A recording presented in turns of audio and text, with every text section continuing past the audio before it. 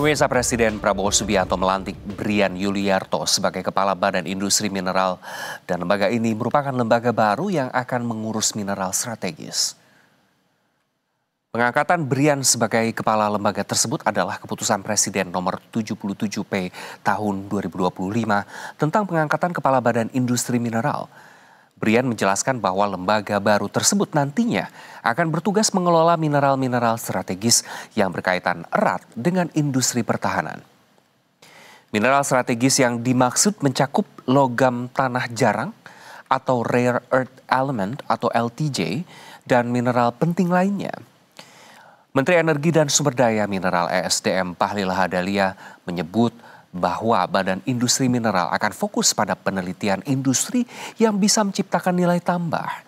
Seperti misalnya mineral kritis logam tanah jarang yang harganya cukup tinggi. Kementerian ESDM akan menyiapkan bahan baku dari mineral kritis seperti logam tanah jarang tersebut. Kemudian produk akhirnya akan dikelola oleh Badan Industri Mineral. Menteri Sekretaris Negara Prasetyo Hadi menjabarkan sumber daya alam Indonesia yang melimpah harus dikelola. Terlebih dengan majunya perkembangan teknologi yang membutuhkan bahan baku dari sumber daya alam Indonesia.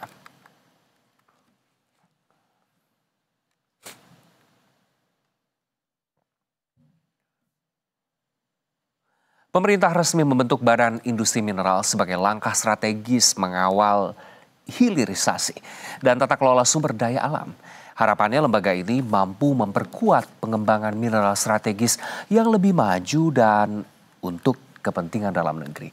Namun sejauh mana pembentukan badan baru ini akan efektif? Apakah justru menambah birokrasi atau menjadi solusi tata kelola industri mineral ke depan? Untuk membahas hal tersebut dan lebih lanjut, kami sudah terhubung secara virtual dengan ekonom sekaligus pengamat energi Indef, Mas Abra Talatov. Halo Mas Abra, selamat siang. Selamat siang, Mas Iqbal. Terima kasih sudah bergabung bersama kami dan waktunya, Mas. Pemerintah baru saja membentuk Badan Industri Mineral ya.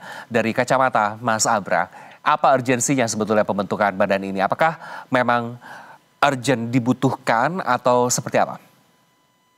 Ya, jadi memang pembentukan Badan Mineral Industri ini kan berangkat dari melanjutkan kebijakan pemerintah sebelumnya bahwa hilirisasi di sektor sumber daya alam, khususnya mineral, ini kan bisa menjadi game changer terhadap target pertumbuhan ekonomi yang tinggi. Pemerintah di periode sebelumnya sudah membuat roadmap ya untuk hilirisasi komoditas mineral strategis. Nah, sekarang bagaimana bisa mengeksekusi dan mengakselerasi produk-produk mineral mana yang memang potensial untuk dilakukan hilirisasi di dalam negeri. Oleh karena itu, tidak bisa berjalan secara bisnis casual dilepaskan begitu saja ke swasta. Karena di saat yang bersamaan kan juga negara-negara juga berlomba-lomba untuk menarik investasi supaya pembangunan hilirisasi mineral itu juga dilakukan di masing-masing negara tadi dalam konteks global value chain. Nah, kita tentu Indonesia dengan resources, dengan sumber alam mineral yang melimpah, kita tidak boleh hanya terlena dengan dengan jumlah cadangan dan produksi yang besar, tetapi juga bagaimana bisa menarik investasi di dalam negeri. Karena potensi demand-nya di end product-nya juga sangat besar, khususnya buat industri hijau.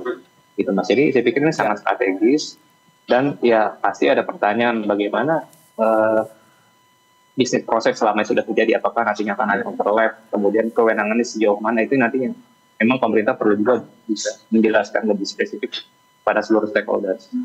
Baik, Mas Abra, dengan latar belakang kepala yang ditunjuk begitu ya di Badan Industri Mineral ini, apakah lembaga ini lebih ke riset nantinya jika menurut pengamatan Anda atau ada proses lebih lanjut, mungkin seperti eksekusi di lapangannya atau lainnya, bagaimana pengamatan Anda?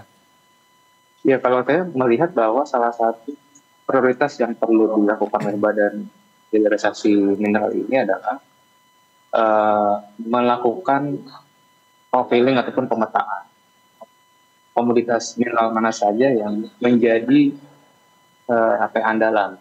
Yang memang artinya sumber daya negara itu bisa diarahkan ke sana semua, fokus.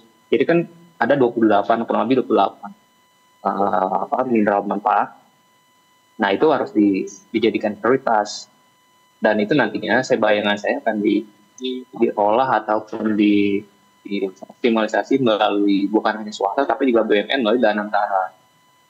Nah artinya berangkat dari situ juga melihat daya saing dari produk-produk tadi dan juga prospek ataupun potensi demand ke depan.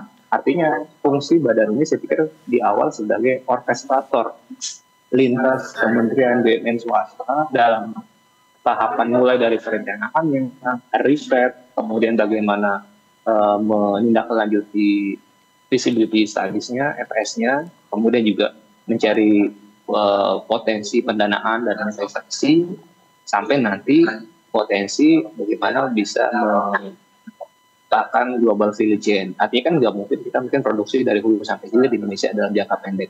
Barangkali kita hanya ada di tahapan-tahapan tertentu, di produk-produk tertentu di midstream-nya. Nah itulah saya pikir salah satu fungsi dari badan industri mineral ini ya, untuk merajut ataupun menjahit dari hulu ke hilir dan melakukan koordinasi dengan lintas sektor.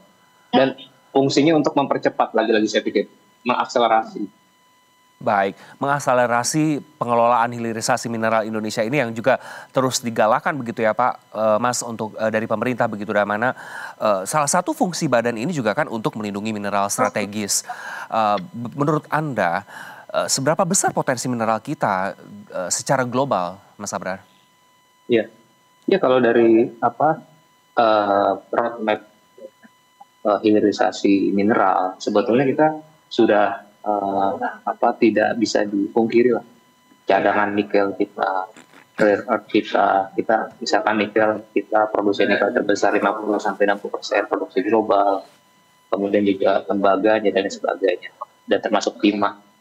Nah, tapi kan tadi hanya dari sisi cadangan dan produksi saja itu dibandingkan sama negara lain yang mereka bermain di tengah dan di hilir dalam produksi end produknya, itu nanti secara value dalam ekspor justru jauh lebih besar dibandingkan kita hanya ekspor di mineral mentah ataupun turunan mineral di tier pertama. Jadi kita tidak boleh berpuas diri hanya berproses hilirisasi itu hanya dalam satu atau dua tahapan turunan di bawahnya, tapi juga harus bagaimana mendorong sampai end product. Misalnya apakah kita ingin mengarahkan mineral ini untuk dijadikan baterai EV, kemudian semikonduktor, kemudian solar panel, dan berbagai produk akhir yang memang di saat ini sedang permintaannya sangat tinggi dan dalam 10-20 tahun ke depan akan terus meningkat. Nah itu tadi saya pikir perlu ada priorisasi mana yang didorong oleh pemerintah. Baik, Mas Abra, mineral yang menjadi lingkup kerja badan tersebut antara lain kan mineral logam tanah jarang dan mineral radioaktif. Kepala Badan Industri Mineral yang juga Mendikti Saintek, Brian Yuliarto, kan mengatakan juga material mineral ini nantinya dibutuhkan untuk industri pertahanan. Apa saja nanti turunan produknya, Mas, menurut Anda? Ya, saya pikir relevansi produk dari hilirisasi mineral ini pasti akan sangat dibutuhkan untuk industri pertahanan, bukan hanya industri manufaktur ataupun industri otomotif ya. Karena kan untuk pembuatan alutsista itu artinya membutuhkan program jarak. Dan satu sisi kita bisa menarik investasi industri alutsista di dalam negeri, karena kan kita paham bahwa belanja alutsista ini kan membutuhkan dana yang sangat besar. Meskipun dana sangat besar, tetapi sebetulnya rasio belanja militer kita, belanja alutsista terhadap GDP kita masih sangat kecil, hanya di bawah 1%. Jadi dengan keterbatasan dana tersebut, memang mau tidak mau ke depan kita harus bisa mengoptimalkan belanja militer ataupun belanja alutsista itu dengan juga menarik industrinya di dalam negeri. Nah, salah satu daya saing kita adalah kita kepemilikan dalam program tanah jarang ataupun mineral lain yang dibutuhkan oleh industri alutsista. Baik, Mas Abra, kalau ini untuk kebutuhan industri pertahanan, berarti nilai ekonominya cukup tinggi ya, Mas, atau sangat tinggi? Iya, saya pikir ini sangat tinggi sekali. Kalau kita dengarkan, akhirnya kita membeli berbagai alutsista ya, khususnya misalnya pesawat dan juga kapal perang, ya nilainya kan satu unit itu sangat mahal sekali, bahkan sampai triliunan. Dan itu dalam proses produksi butuh bertahun-tahun, bisa sampai 3 sampai 5 tahun. Artinya kan investasi sangat padat modal dan sangat padat teknologi. Justru itulah kita ingin menjadikan kekayaan sumber daya mineral tadi itu sebagai daya tarik juga, supaya ada kerjasama dengan perusahaan-perusahaan alutsista global sehingga bisa diproduksi di Indonesia. Di sisi lain juga kita berharap ada transfer of knowledge, transfer of technology di Indonesia. Jadi meskipun kita masih sangat bergantung dengan negara dalam pasokan alutsista, tetapi paling tidak dari kebutuhan alutsista tersebut kita juga bisa menikmati nilai ekonominya gitu, Mas. Apalagi kalau nanti bisa diproduksi sampai end product di industri alutsista, kemudian kita juga bisa mengekspor ke negara-negara lain yang membutuhkan. Jadi kita menjadi hub, kita menjadi global value chain dalam industri alutsista di Indonesia. Baik, Mas Abra, seberapa signifikan menurut Anda kehadiran badan ini nantinya bisa memperbaiki tata kelola sektor minerba mulai dari perencanaan, produksinya, risetnya, hingga hilirisasi? Proyeksi Anda? Iya, iya. Tadi saya sampaikan bahwa peranan terhadap badan ini ya kita harapkan dari mulai perencanaan sampai implementasi dan juga pengawasan. Nah, paling tidak dalam tahapan perencanaan, lembaga ini kita harapkan bisa menata produksi agar tidak terjadi oversupply. Kemarin terjadi kan misalkan kita tahu terjadi oversupply di sektor nikel, sehingga harganya jatuh, harga nikel global. Sehingga ada beberapa smelter nikel yang justru shutdown. Nah, itu juga salah satu akibat dari perencanaan yang tidak terintegrasi. Nah, mestinya kan tadi dari sisi perencanaan tadi produksinya bisa ditata sehingga tidak terjadi ekses produksi, dan juga bertujuan untuk menjaga cadangan itu dalam jangka panjang, jadi tidak habis gitu, sehingga hilirisasinya juga bisa dilakukan secara optimal dan efisien, tidak over investment gitu. Itu salah satu saya pikir quick wins yang dibutuhkan dari asistensi badan ini. Baik. Kemudian yang kedua juga saya pikir peluang dari adanya badan ini adalah untuk segera bisa mengakses kandidat-kandidat investor ya yang bisa memberdayakan atau mengoptimalkan adanya sumber daya mineral di dalam negeri, dan juga termasuk akses pasar di luar, memperluas pasar dengan harga yang kompetitif. Baik. Melihat dan potensi investasi dan juga marketnya, ini sangat menarik. Lantas pemanfaatan logam tanah jarang di Indonesia selama ini terhambat apa sih, Mas Abra? Ditahan dulu, usai jeda kita akan bahas hal tersebut. Pemirsa, Investor Market Today akan kembali sesaat lagi. Pemirsa, kami kembali bersama Anda di Investor Market Today dan kita lanjutkan dialog bersama Mas Abra Talatov selaku ekonom dan sekaligus pengamat energi Indef. Mas Abra, selama ini pemanfaatan logam tanah jarang di Indonesia seperti apa sih sejauh ini? Dan apa yang menjadi kendala optimalisasi logam ini? Iya Mas, jadi pemanfaatan tanah jarang masih sangat minim. Sebagai contoh misalkan salah satunya pasir kita itu juga sebenarnya kita terus gitu, dan proses organisasinya di beberapa juga belum optimal, bahkan oleh BUMN. Padahal jadi kebutuhan industri terhadap mineral tanah jarang ini sampai end product itu sangat besar sekali, dan maka dari itu juga kemarin sempat kita bawa sebagai satu bagian yang untuk negosiasi Amerika terkait dengan tarif resiprokal. Oleh karena itu, tinggal bagaimana mengidentifikasi daya saing kita dari dalam konteks industri manufaktur apa yang bisa mengolah logam tanah jarang. Karena kalaupun meskipun kita memiliki tanah jarang, tapi kalau ada industri yang menyerap di dalam negeri, itu juga dia akan bisa dioptimalkan. Ini bikin ekosistem dulu. Paling tidak kita tadi perlu ada kejelasan di tier mana yang akan kita olah. Nah, sebagai contoh nih, misalkan saya memberikan contoh end product di EV, ya baterai EV. Ya. Ternyata dari ekspor kita di tahun 2024, yang paling besar misalnya kita 52% masih untuk produk tembaga. Kemudian 21% yang kedua nikel mati. Kemudian yang ketiga baru smelter grade aluminium. Jadi masih dalam posisi tier 1 itu di negara itu mereka bisa tiga pada dan pada akhirnya bisa memiliki nilai tambah yang jauh lebih. Saya pikir itu juga berangkat dari situ kebutuhan untuk meningkatkan nilai tambah sehingga nantinya ekspor kita juga akan secara nominal akan meningkat karena memang memiliki nilai tambah yang jauh dibanding ekspor mineral di tier 1. Baik, Mas Abra, tadi kan Anda menyinggung terkait bagaimana badan ini juga bisa memapping investasi, investornya, baik itu juga marketnya. Berarti ini adalah angin segar ya untuk para pelaku usaha, Mas, dengan adanya badan ini?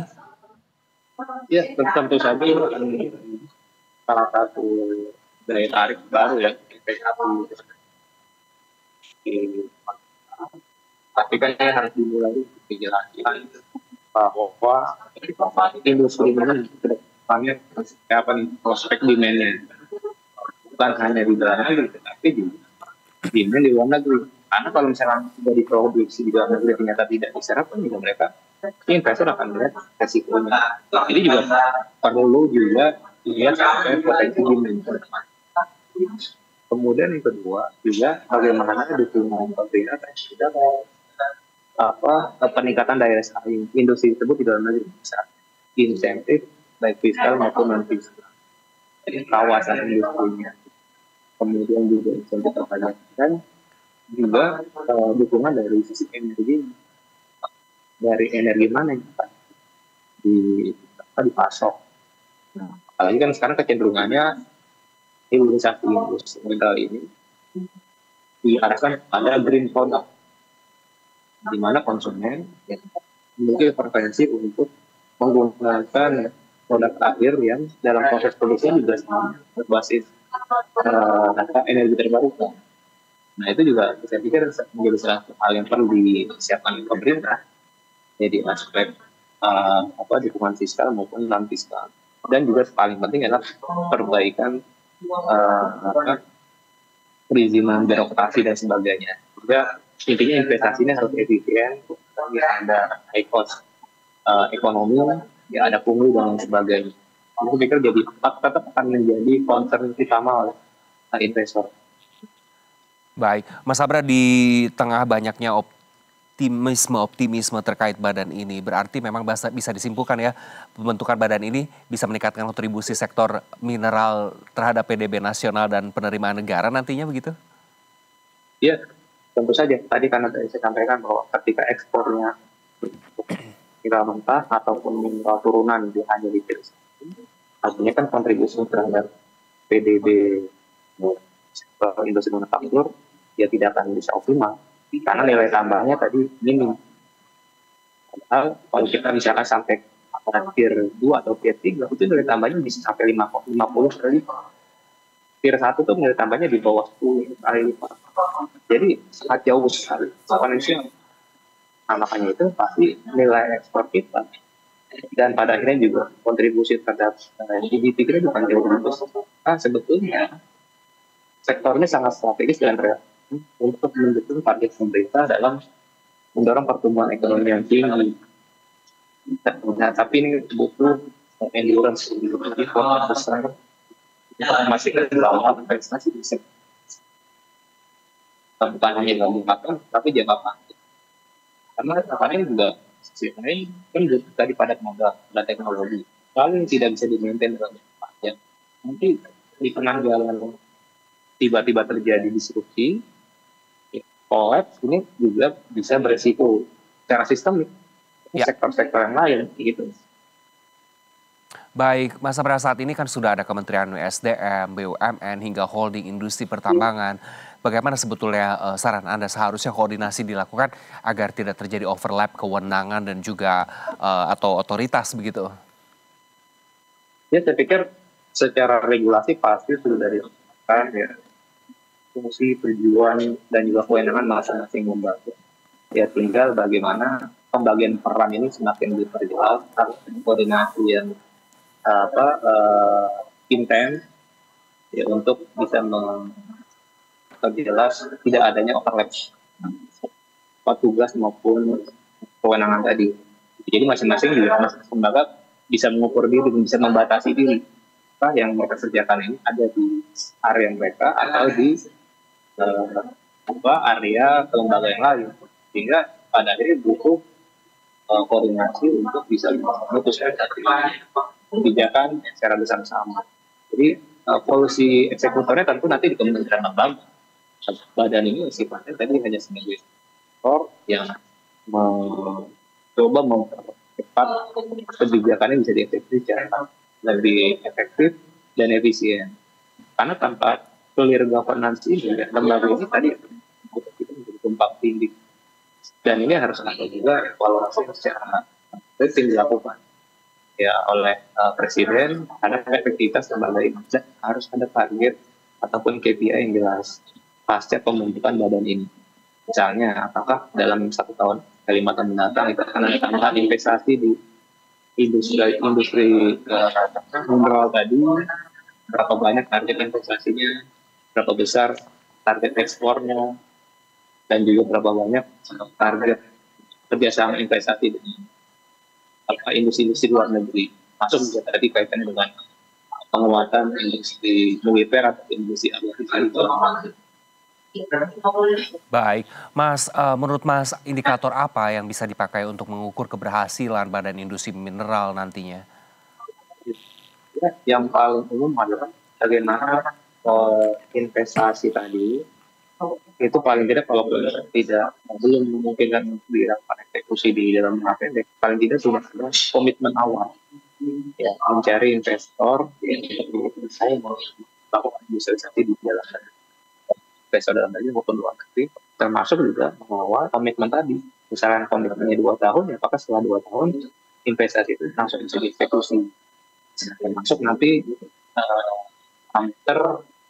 keberhasilan melalui produksinya dan juga ekspornya, apakah sudah sesuai dengan rencana kerja perusahaan, kemudian juga apakah nantinya berkontribusi terhadap penyerapan lapangan kerja, berkontribusi terhadap peningkatan ekspor PDB industri manufaktur, termasuk juga kontribusinya terhadap penerimaan perpajakan. Karena ini pasti implikasi positifnya terhadap berbagai kebutuhan negara, sehingga lapangan kerja sampai perpajakan juga. Baik, Mas, ke depan apakah kehadiran lembaga baru ini bisa membuka peluang pendanaan maupun kolaborasi internasional dalam pengembangan logam tanah jarang, Mas? Saya pikir badan ini memiliki peran yang strategis ya, dan kita harapkan juga ada sinergisitas yang kuat dengan khususnya dengan Danantara ya, karena Danantara juga dititipkan tugas besar untuk memilih menyeleksi proyek-proyek strategis nasional dengan modalitas dana internal maupun bentuk kerjasama luar negeri. Jadi nggak boleh bergerak atau jalan sendiri juga. Jadi badan ini juga harus koordinasi kuat dengan Danantara dan juga pastinya dengan kementerian lembaga terkait. Baik. Dan terakhir dalam konteks tadi saya pikir relevansi dan pertahanan ini penting sekali, karena anggaran pertahanan kita meskipun secara nominal meningkat itu signifikan tahun depan, itu naik 36%, anggaran fungsi pertahanan menjadi 335 triliun, tetapi kalau kita lihat rasio terhadap GDP hanya 0,8%, jauh di bawah rata-rata dunia yaitu 2,3%. Maka memang perlu ada keterkaitan industri mineral ini juga dengan industri pertahanan di dalam. Baik, Mas Abra. Jadi memang di mana badan ini adalah badan yang sangat strategis begitu ya, di mana banyak potensi-potensi optimisme auto emisinya, tentu kita berharap yang terbaik. Terima kasih Mas Abra Talatov selaku ekonom sekaligus pengamat energi INDEF. Terima kasih sudah bergabung bersama kami. Salam sehat sukses selalu untuk Anda. Pemirsa Investor Market Today akan kembali usai jeda dengan berbagai informasi lainnya. Tetap bersama kami.